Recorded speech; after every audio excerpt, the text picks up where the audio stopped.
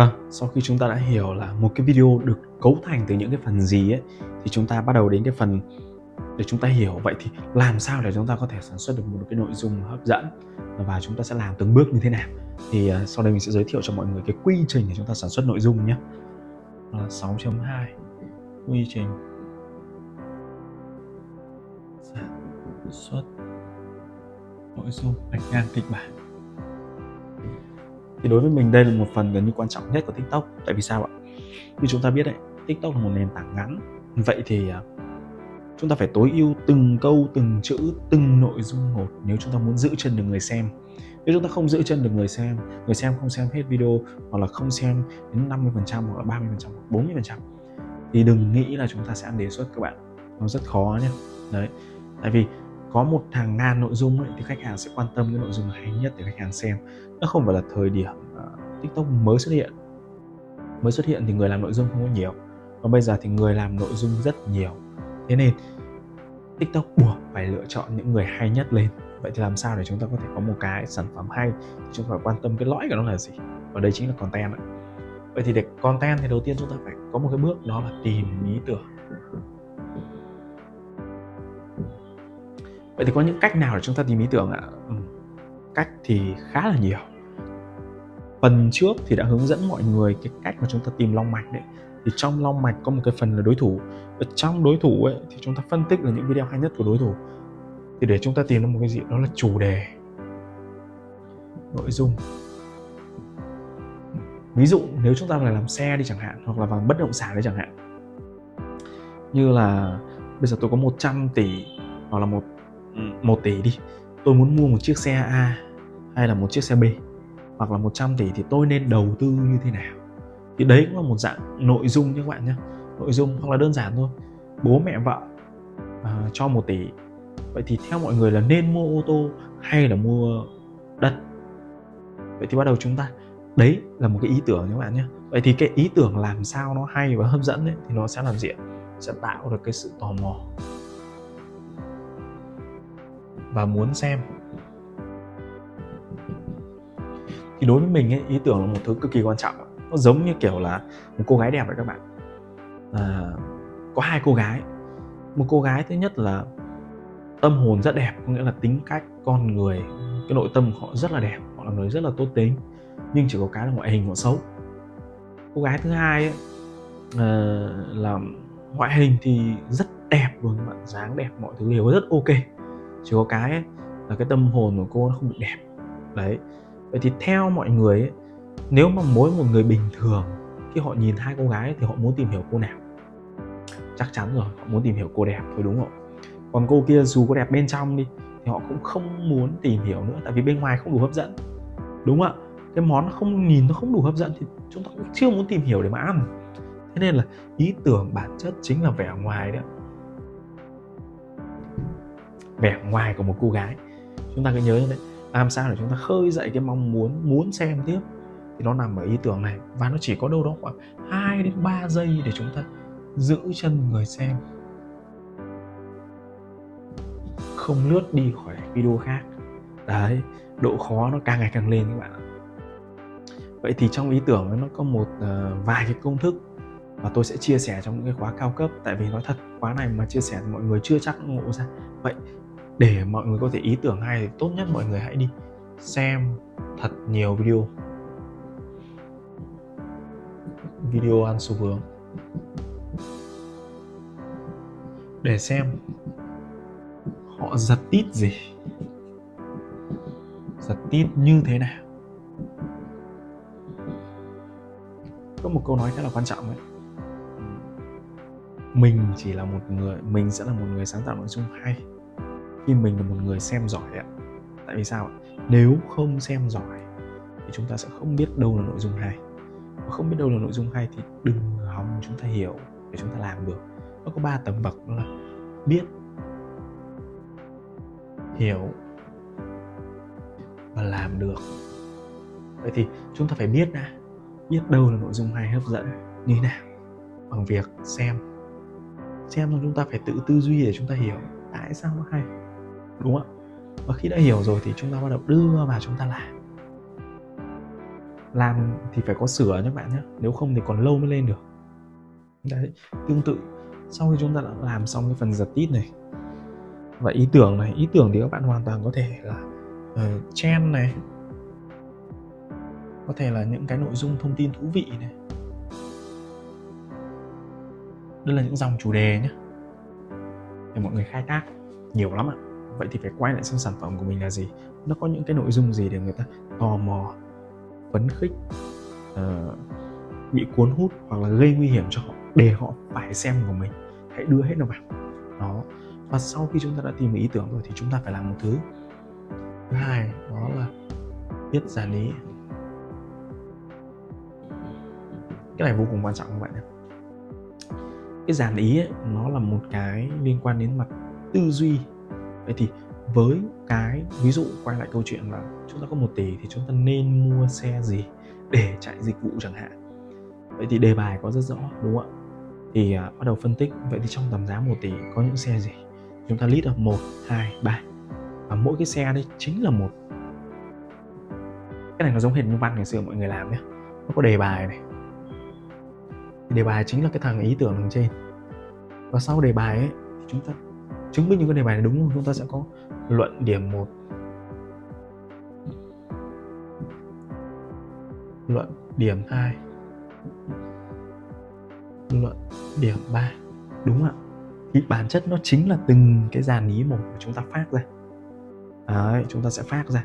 Ví dụ như 3 nguyên nhân gây ung thư, hay là đây là cái cách mà tôi kiếm 1 tỷ trong vòng 2 tháng như thế nào, thì nó sẽ gây được rất nhiều sự tò mò.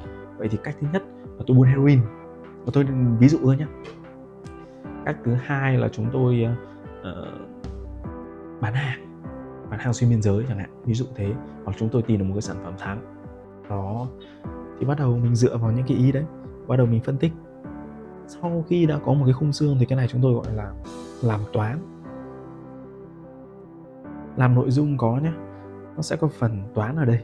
Toán ở đây là gì? Chúng ta phải có những cái luận điểm rõ ràng, có những ý để giải quyết vấn đề ở đây, đúng không ạ? Nếu chúng ta chỉ nói không thôi thì nó thành sáo rỗng. Đấy, thì cái tư duy để làm cái này ấy, thì nó bắt buộc mọi người phải làm nhiều, và mọi người tìm rất nhiều tư liệu về để tổng hợp. Để viết được dàn ý ấy, thì mọi người có thể tham khảo một công thức mà cá nhân mình đã làm rồi. Đó là hơi tôn giáo một tí nhé. Mọi người hãy tham gia hiểu cái bài Tứ Diệu Đế của Đạo Phật, thì chúng ta ứng dụng nó vào thì đơn giản thôi. Nó sẽ là vấn đề, nguyên nhân, lợi ích và giải pháp. Đó, nó 4 yêu cầu thế này thôi. Vậy thì cái sản phẩm này thì nó đang là cao cấp hơn, nó sẽ là trong cái khóa giám đốc, nó là trong cái khóa content cao cấp. Tại vì sao? Thứ nhất, chia sẻ ra mọi người chưa có trải nghiệm sẽ làm rất là khó, và tôi sẽ phải đưa rất nhiều ví dụ và rất nhiều cái dẫn chứng để mọi người có thể hiểu trong phần này. Thì phần này nó sẽ không nằm trong chương trình này, tôi chỉ giới thiệu qua thôi. Vậy thì sau khi chúng ta viết được dàn ý ấy, hoặc ra mọi người có một công cụ nữa thì có thể mọi người ăn ngay được, và tôi sẽ hướng dẫn luôn một chút nữa thôi. Tôi sẽ hướng dẫn luôn trong phần bên dưới để mọi người có thể sử dụng được, đó là công cụ Chat GPT. Vậy thì tôi sẽ hướng dẫn mọi người cách để chúng ta tìm ý tưởng và dàn ý, thậm chí là tìm nội dung ở trên đấy như thế nào. Nhưng đấy nó giống như văn mẫu ấy. Chúng ta không thể bê tất cả xuống để chúng ta nói được. Tại vì nếu mà như thế thì ai cũng nói như thế thì ChatGPT đâu có giá trị gì, đúng không các bạn? Đúng không ạ? Vậy thì chúng ta phải biết lấy cái gì, bỏ cái gì đi, xác minh nó như thế nào. Vì đừng vội tin con ChatGPT nhé, có rất nhiều cái nó nói sai. Đó. Rồi đến phần này, phần cũng rất quan trọng này. Đến phần thứ 3, đó là chúng ta tìm thông tin và viết chi tiết.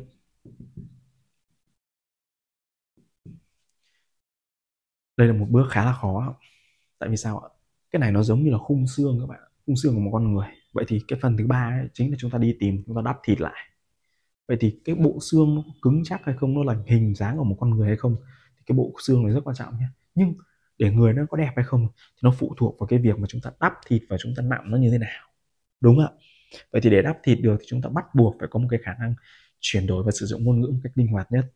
Vậy thì cái này cũng bắt nguồn từ tư duy, đó là đi xem thật nhiều. Bạn cứ đi xem thật nhiều cho tôi. Đấy, để chúng ta biết là chúng ta phải hành văn như thế nào. Cái này thì có lợi thế cho những bạn mà giỏi văn, khéo giao tiếp và có tố chất của hài hước. Đó, thì chúng ta sẽ làm được cái này rất là ngon. Đấy. Và sau cái bước 4 thì sau bước 3 sẽ đến bước 4 ạ.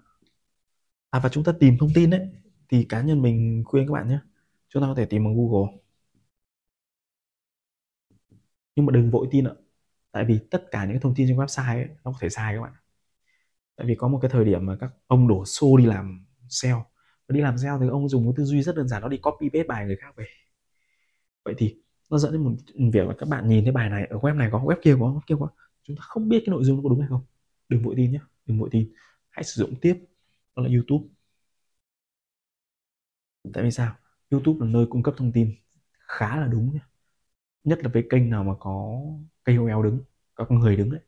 Thì để mà người ta đứng người ta nói ấy, thì người ta cũng phải tìm hiểu khá là kỹ người ta mới dám nói các bạn ạ. Trừ những cái ông mà chúng ta nhìn thấy không uy tín đi, những ông kia thì ông tìm hiểu rất là kỹ. Vậy thì chúng ta hãy biết chắt lọc nội dung, cái nào đúng, cái nào hay thì dùng, còn không bỏ đi. Nó giống như kiểu cái nguyên tắc mà chúng ta có một cái cải, bắp cải ở đây, chúng ta biết bỏ những cái lá nó không tốt đi, chúng ta lấy cái lõi nó ngon nhất để chúng ta xào, chúng ta nấu. Đấy, nên là cái việc này là việc liên quan đến việc tư duy chọn nguyên liệu các bạn nhé. Thậm chí mọi người có thể lấy từ Facebook hay là TikTok, cái luồng thông tin đấy đều được nha các bạn nhé, đều được. Rồi đến cái bước thứ tư, đó là tối ưu và duyệt tiêu chuẩn. Tối ưu ở đây là gì? Sau khi chúng ta đã viết xong ấy, thì chúng ta cũng bắt buộc phải tối ưu mà còn chữ. Cái này nó rườm rà, cái này nó dài, giảm nó đi, nhược bớt nó đi, để làm sao ạ? Người dùng không kiên nhẫn để xem hết được của các bạn đâu. Vậy thì chúng ta phải có một bước vuốt lại. Ví dụ chúng ta target chỉ 300 từ, chỉ 250 từ thôi, thì tuyệt đối đừng để thêm ạ. Đó. Vậy thì sau đó chúng ta duyệt với cái tiêu chuẩn của TikTok. Vậy thì đây là tất cả những cái gì liên quan đến quy trình sản xuất nội dung. Đó, các bạn hãy tham khảo kỹ. Còn nếu mà mọi người muốn hiểu sâu về chương trình này thì bắt buộc mọi người phải vào cái khóa content cao cấp. Và cái khóa đấy tôi sẽ giải thích nguyên lý gốc của nó tại sao, đưa rất nhiều ví dụ vào để mọi người có thể hiểu. Và có những cái công thức mà không phải là mình giấu trong cái này, mà mọi người phải làm cái này đi, bắt đầu mọi người mới ngộ ra được, mọi người mới học được cái khóa content cao cấp đấy. Nếu mọi người chưa có trải nghiệm làm kênh hoặc là làm nội dung thì mọi người rất khó trong việc hấp thụ cái sản phẩm đấy. Vì sản phẩm đấy nó nặng nhưng nó rất hay, nó là một cái sự đúc kết trải nghiệm của mình đấy. Thì bắt buộc mọi người phải có một cái trải nghiệm, bắt đầu mọi người học cái khóa đó mọi người mới ngộ ra được. Còn nếu mà cố chấp ấy, thì mọi người học cũng được thôi, cũng ok. Tại vì khóa đấy mình đã dạy rồi. Và đối với các bạn làm marketing hay làm sale ấy, thậm chí không phải làm content nhé, đi học để hướng dụng rất nhiều. Đối với marketing thì các bạn ấy biết làm nội dung để chạy quảng cáo, ăn luôn, giảm chi phí, data về nhiều. Còn đối với bạn sale ấy, thì các bạn ấy biết ứng dụng cái công thức ấy để các bạn tăng khả năng chốt khách. Đấy là những cái mà thực chứng, tôi không nói dối đâu, tôi không bao giờ nói dối. Thì mọi người hãy có thể tham khảo hoặc là tìm hiểu thêm về cái sản phẩm đó. Đấy, nhưng khuyên mọi người nếu có trải nghiệm rồi và thực sự chắc với mình thì hãy đi học. Thì cái đấy không hề nhẹ đâu ạ. Thứ nhất là giá nó đắt, thứ hai là nội dung nó nặng. Đó, thì đây là tất cả cái quy trình sản xuất nội dung. Thì chút nữa chúng ta sẽ vào cái phần tư duy để làm sao ứng dụng cái ChatGPT các bạn nhé. Và mời các bạn sang phần tiếp theo là sau khi sản xuất xong thì chúng ta sẽ đi quay và dựng như thế nào. Thuật toán của YouTube ưu tiên những video có nhiều like. Nếu các bạn thấy video thực sự hữu ích với mình, hãy cho mình xin một like để ủng hộ và chia sẻ video này với những người bạn thực sự là đang cần. Xin cảm ơn.